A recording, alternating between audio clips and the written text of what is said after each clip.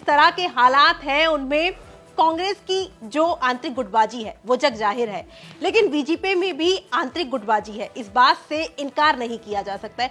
तो आपको क्या लगता है कि 2023 के चुनाव में किसका पलड़ा जो है वो बाहरी रहने वाला है? अगर कांग्रेस दो गुटों में विभाजित है, अशोक गहलोत और सचिन पायलट, तो भारतीय जनता पार्टी 5 से ज्यादा गुटों में विभाजित है और हर व्यक्ति की लड़ाई एक ही है, कौन बनेगा मुख्यमंत्री या मैं बनूंगा मुख्यमंत्री। देखिए, जिस तरह से कांग्रेस में आंतरिक गुटबाजी है, बीजेपी में आंतरिक गुटबाजी है, तो क्या लगता है कि 2023 के चुनावों में इन दोनों पार्टियों को इसका नुकसान हो सकता है और एक तीसरी पार्टी यहाँ पर अपनी सरकार बना सकती है? देखिए, भारतीय जनता पार्टी को आशा ये है कि जो एक सिस्टम वहां पर है कि एक बार तू एक बार मैं, तो इस बार हमारा दावा बनता है। कई बार ऐसा होता आया है कि अगर हंग गवर्नमेंट आती है और इस तरह की सिचुएशन बनती है तो जो तीसरा दल है उसका रोल बहुत अहम हो जाता है। गिरीश जी, आपने गुजरात चुनाव का जिक्र किया, हिमाचल प्रदेश में भी चुनाव है और दोनों ही पार्टियां पुरजोर कोशिश कर रही हैं कि वो वहां पर सरकार बना ले। तो आपको क्या लगता है कि आगामी राजस्थान के जो विधानसभा चुनाव है इनका इस पर कितना असर पड़ेगा? हिमाचल 100% असर पड़ेगा। जी, आपने तीसरे दल की बात की, आम आदमी पार्टी की भी बात की, लेकिन जिस तरह के वर्तमान हालात हैं उसमें आम आदमी पार्टी बहुत ज्यादा सक्रिय नजर आती नहीं है।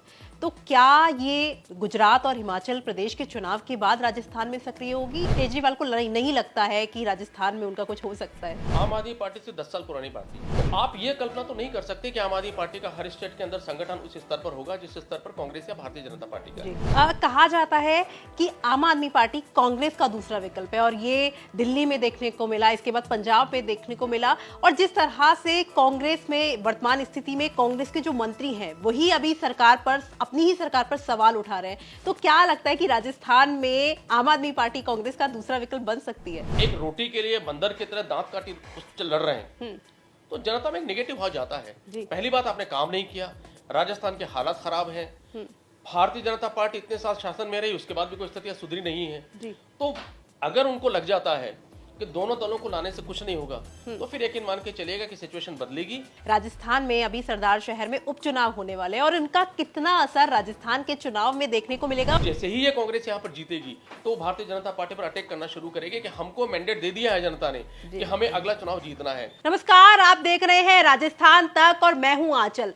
राजस्थान की राजनीति में कई मोड़ हैं, कई दिशाएं हैं, कुछ तार अटके हैं, कुछ तार भटके हैं और इन्हीं तमाम सवालों के जानकारी के लिए आज हमारे साथ स्टूडियो में मौजूद है बेहद ही खास मेहमान योगेंद्र गुप्ता। योगेंद्र गुप्ता राजस्थान तक पर पहले भी मुखातिब होते आए हैं और राजस्थान की राजनीति में बेहद कड़ी पकड़ रखते हैं। योगेंद्र जी, आपका बहुत बहुत स्वागत है।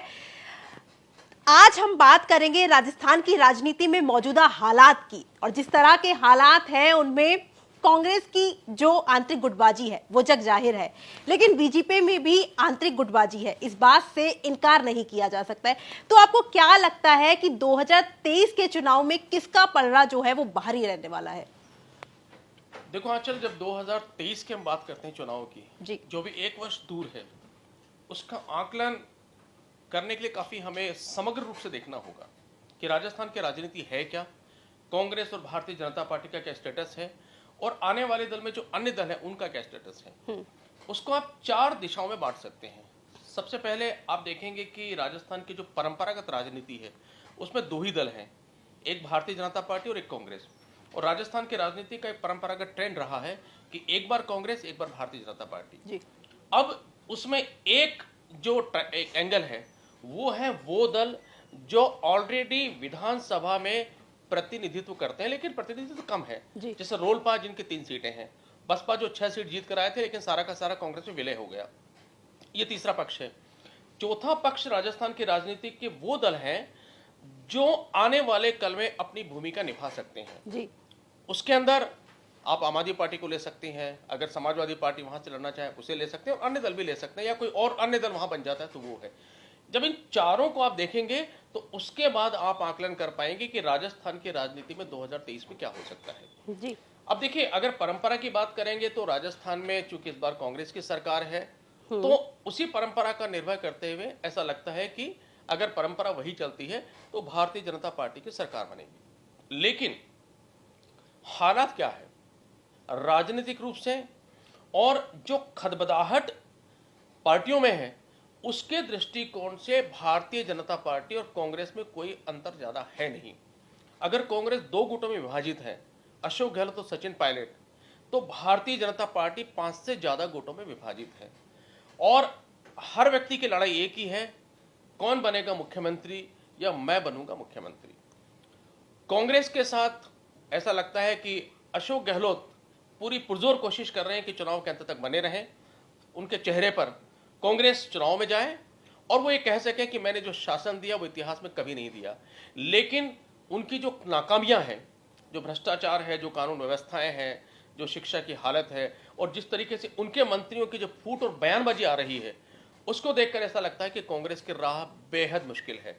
भारतीय जनता पार्टी को ऐसा लगता है कि उनकी उपलब्धियां भले ही कुछ हो ना हो, विपक्ष में रहते उन्होंने कितने आंदोलन किए वो बहुत ज्यादा ना हो, लेकिन कांग्रेस की नाकामियों के चलते हुए, असंतोष को चलते हुए और जिस तरीके से विद्रोह के सुर बार बार उठते हैं, उनको देखते और सचिन पायलट के रोल को देखते हुए, जिस तरीके से बहुत सारे कांड हुए हैं, उदयपुर में कांड हुआ, करौली में हुआ, उन सब के आधार पर उन्हें लगता है कि हम उसी परंपरा का निर्वहन करते हुए सत्ता में आएंगे। अब सवाल उठता है जो तीसरा पक्ष, यानी उनका क्या रोल हो सकता है। देखिए, तीसरे पक्ष में जो इस वक्त विधानसभा में है, उसमें सबसे अहम किरदार है हनुमान बेनीवाल का, रोलपा। हनुमान बेनीवाल जाट नेता है, पिछली बार 3 विधायक उनके चुनकर आए और इस बार भी ऐसा लगता है कि उसी परंपरा का निर्वाह करते हुए, हालांकि इस बीच में उन्होंने जनाधार बढ़ाया है, बड़े दौरे उन्होंने किए और जहां भी वो जाते हैं काफी भीड़ उनके दौरों में आती है जी। ऐसा लगता है कि वो एक बार पुनः 3 से लेकर के 6 या 7 सीटें शायद वो लेकर आएंगे। यानी उनका जो विधानसभा का जो जनाधार विधानसभा में सीटें हैं वो पहले से कम तो नहीं होंगी जी, और वो अपना प्रतिनिधित्व बना के रखेंगे। ऐसे में अगर गवर्नमेंट में हक गवर्नमेंट आती है तो एक उनका रोल अहम हो जाता है जी। बसपा का जहां तक सवाल है तो बसपा की 6 सीटें थी, लेकिन बसपा का दुर्भाग्य है कि वो अपनी सीटों को बरकरार रख नहीं पाते मायावती, और वो पहले भी यही हुआ, इस बार भी यही हुआ कि सारी की सारी सीटें जाकर के और कांग्रेस से मिल गई। अब बसपा जब चुनाव लड़ेगी तो प्रश्न यही उठता है कि बसपा के जो कोर वोटर है, अपने कोर वोटर जो खिसकता नहीं है जी, उस कोर वोटर के सामने कैसे जाएगी, वहां पर क्या बताएगी, और क्या कोर वोटर इतना ही ट्रस्ट रखेगा अभी भी कि हम जिसको वोट देंगे जीत करके वापस वो किसी पार्टी मिल जाएगा। ऐसे में वो कोर वोटर के ऐसा तो नहीं है कि छिटक करके किसी और दल के पास चला जाएगा, तो बसपा का भविष्य वहां से तय होगा।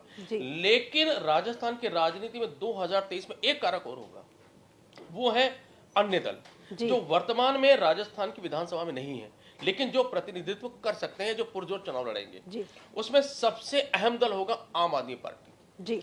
देखिए, आम आदमी पार्टी ने 2018 में चुनाव लड़ा, लेकिन बहुत ज्यादा वोट उनके पास आए नहीं, या कहा जा सकता है कि बहुत पुरजोर तरीके से उन्होंने वहां पर फाइट किया नहीं। उनके पास कोई बहुत बड़े बड़े चेहरे नहीं थे और कोई बहुत बड़ी स्ट्रेटजी उनके पास में नहीं थी। 2023 में सिचुएशन बिल्कुल बदल रही है जी।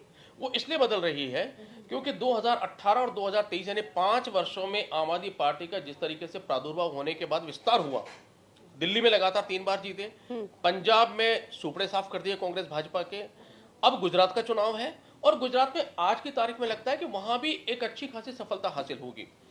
तो ये जो ट्रैक चला आ रहा है, उस ट्रैक के बाद में उस ट्रैक का असर राजस्थान में पड़ेगा जी।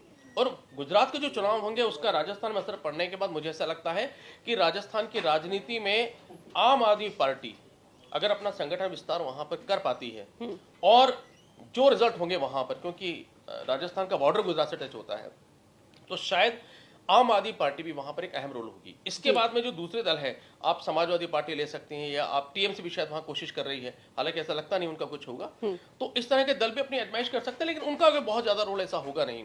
तो समग्र रूप से 2023 के अंदर भारतीय जनता पार्टी, कांग्रेस परंपरागत प्रतिद्वंदी है, रोलपा जैसे दलों का कुछ विस्तार हो सकता है, और आम आदमी पार्टी अगर अपनी पूरी स्ट्रेटेजी के साथ लड़ सकती है तो सबको चौंकाते हुए भारत के अन्य राज्यों की तरह एक वहां पर उबाल ला सकती है। ऐसा मुझे 2023 का परिदृश्य राजस्थान की राजनीति का लगता है जी। देखिए, जिस तरह से कांग्रेस में आंतरिक गुटबाजी है, बीजेपी में आंतरिक गुटबाजी है, तो क्या लगता है कि 2023 के चुनावों में इन दोनों पार्टियों को इसका नुकसान हो सकता है और एक तीसरी पार्टी यहाँ पर अपनी सरकार बना सकती है? बिल्कुल, मैं वही आपको कह रहा हूँ कि कांग्रेस के अंदर जो सचिन पायलट और अशोक गहलोत की फुटअव्वल है जी, वो और ज्यादा बढ़ेगी, क्योंकि अब सचिन पायलट खत बताने लगे हैं। उनके जो प्रशंसक हैं, उनके जो समर्थक हैं, उनके जो विधायक साथ में रहे हैं, वो खत बताने लगे हैं, क्योंकि उनको लगता है कि चुनाव का सिर्फ 1 साल बचा है, उसके पहले आचार संहिता लग जाएगी तो 1 साल से कम समय जी। बचेगा। अगर अब कुछ नहीं मिलेगा तो कब मिलेगा? जी तो ऐसे में उनका जो पेशेंस है जी। वो अब जवाब देने लगा, और उसी का परिणाम था जो सचिन पायलट ने बयान वहां पर जी दिया। बिल्कुल। अशोक गहलोत का जहां तक सवाल, अशोक गहलोत ने जिस तरह चौसर वहां बिछाई है, उस चौसर में से गोटियां उठा पाना ना खड़गे के लिए संभव है, ना राहुल के लिए संभव है, ना सोनिया के लिए संभव है। जी। जिस तरीके से उन्होंने पूरी एक जाजम वहां बिछा दी है, उसमें अशोक गहलोत पूरी तरह कॉन्फिडेंट है कि 2023 का जो विधानसभा का चुनाव होगा वो चुनाव अशोक गहलोत के नाम पर लड़ा जाएगा, अशोक गहलोत के काम पर लड़ा जाएगा, अशोक गहलोत की स्ट्रेटेजी पर लड़ा जाएगा, और अशोक गहलोत जिनको चाहेंगे उन सिपह सालारों के दम पर लड़ा जाएगा। जी तो कांग्रेस की हालत ये है।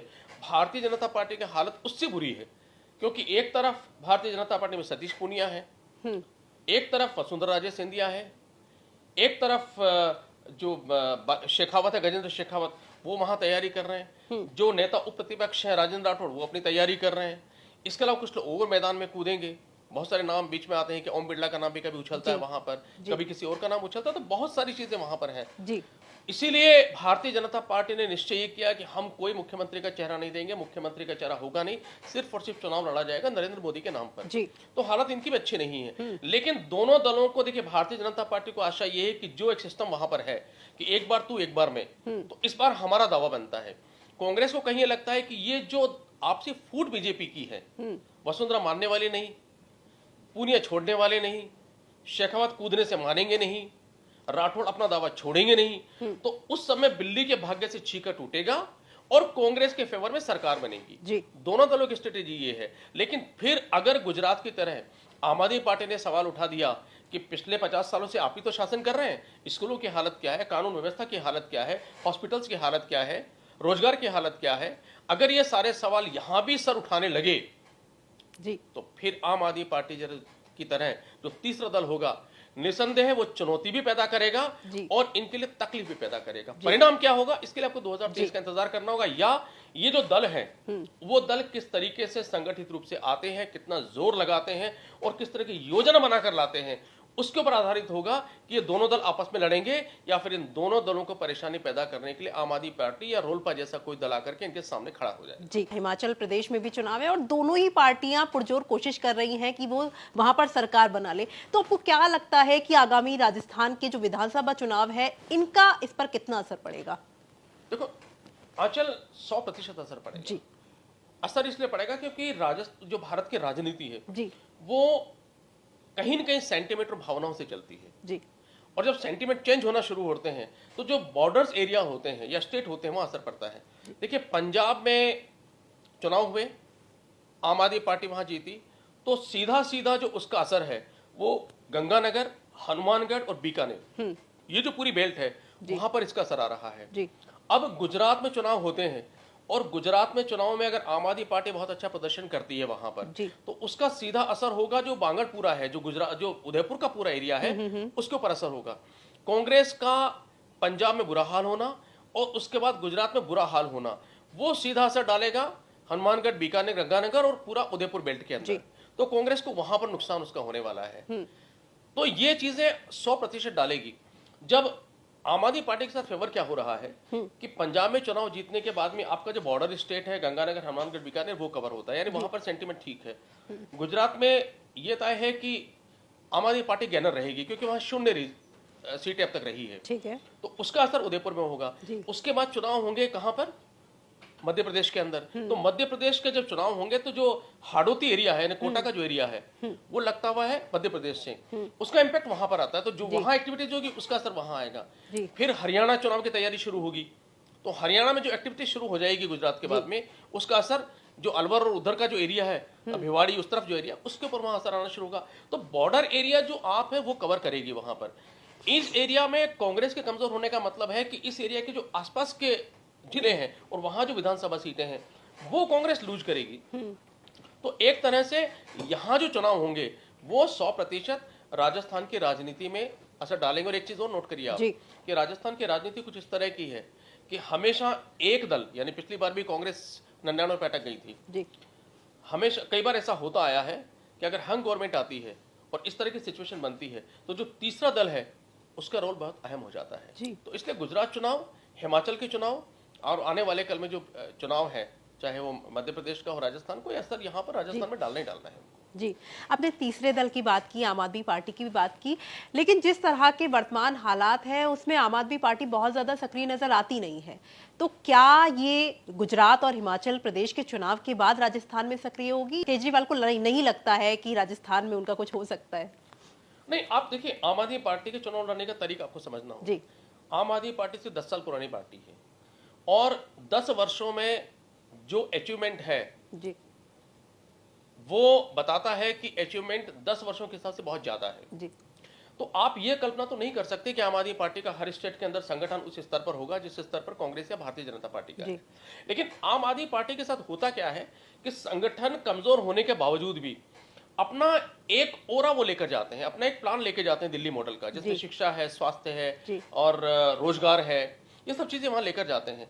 तो वहां पर संगठनात्मक रूप से भले मजबूत ना हो, लेकिन जो विचारधारा है जी। वो उस मजबूत विचारधारा को लेकर जाते हैं कि एक लहर वहां पर पैदा होती है। और देखिए, राजनीति में क्या होता है, दो तरीके चुनाव लड़े जाते हैं। एक जो भारतीय जनता पार्टी लड़ती है, कांग्रेस बहुत पुराना दल है कि उन्होंने पन्ना प्रमुख बना रखे हैं, हर बूथ पर वो है, तो वो एक तरह से टेप टू टेप यानी घर घर में जाकर दस्तक देते हैं।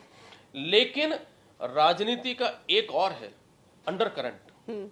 जब राजनीति में मुद्दे बड़े हो जाते हैं, अगर आपने शिक्षा का मुद्दा बड़ा कर दिया, अगर आपने स्वास्थ्य का मुद्दा बड़ा कर दिया, अगर आपने रोजगार का मुद्दा बड़ा कर दिया, और आपने जिस तरह राजस्थान में हालत है क्राइम की और बेरोजगारी की और भ्रष्टाचार की, अगर उसको आपने ओवरलैप कर दिया, तो जो अंडर करंट बहता है वो इटसेल्फ वोटों में कन्वर्ट होता है। जी।